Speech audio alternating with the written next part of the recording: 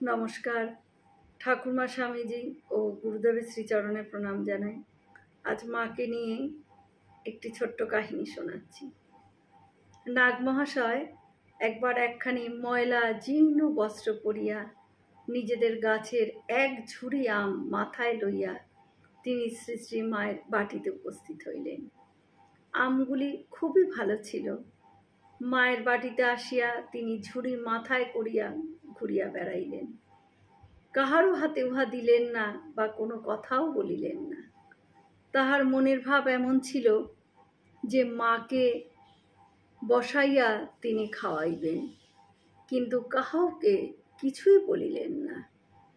অবশেষে স্বামী যোগানন্দজি খবর পাঠাইলেন মাকে বলো, নাগ মহাশয় আম নিয়ে এসেছেন এবং তিনি কিছু কাহাকেও বলছেন না বা কারুর কাছেও কিছু দিচ্ছেন না।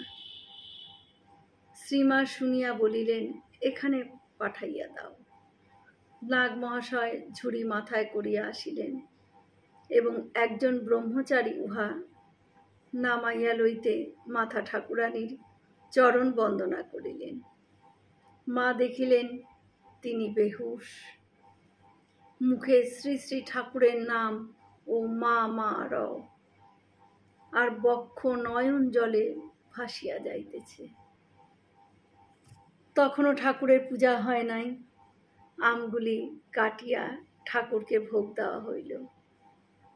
মা একখানা শালপাতা লইয়া উহাতে কিছু প্রসাদ তুলিয়া দিয়া তিনি নাগ মহাশয়কে বলিলেন, খাও বাবা। কিন্তু কে খাইবে? তাহার দেহ জ্ঞান শূন্য, হাত যেন অবশ। শ্রীমা তাহার হাত ধরিয়া অনেক করিয়া খাইতে বলিলেন। তিনি খাইলেন না, শুধু এক টুকরো আম লইয়া মাথায় ঘষিতে লাগিলেন। তখন শ্রীমা নিরুপায় হইয়া নিচে সংবাদ পাঠাইলেন এবং একজনকে আসিয়া নাগমশাইকে নিচে লইয়া গেলেন।